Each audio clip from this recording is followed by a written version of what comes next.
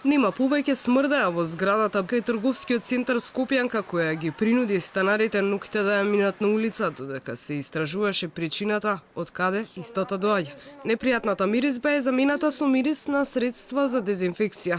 Дел од станарите за Алфа коментираат дека не е веројатно миризбата, која, како што велат, предизвикувала печење на очите и кашлање, да дошло од употребувани пелени во станот број 11, во која живее 65 годишна жена со својата кирка и двајца внуци. Да ги чува пелени од мајка е што навистина срамно. Ама не беше тој мирис тој. Тој не може да те гуши, ќе не гушал на секој ден. Јас во 12 се симнав, отидов да пазарам, немаше никаков мирис. Се симнам во 6 и 10, не можам до скали да се симнам надоле ми гуши. Во 6 и 10. Кога 6 и пол веќе пожарна беше овде дојдена.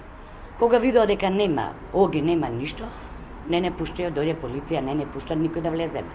Што беше, како беше?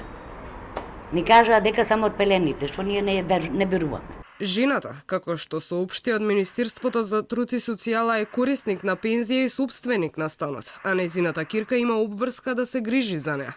Алфа задзвони на вратата на овој стан, која отвори младо момче кое не сакаше да даде никаков коментар за случувањата.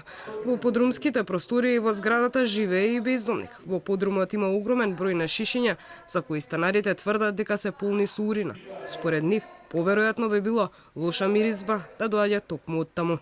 Подрумските простории. Го снимајте доле, тој 15 години е тук. Вие сте го пријавувале?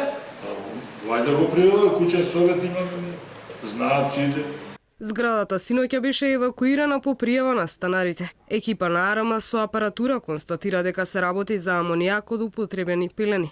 На местото на настанот, освен меѓуопштинскиот центар за социјални работи на Скопје, излегува и од Центарот за јавно здравје и Дирекцијата за заштита и спасување.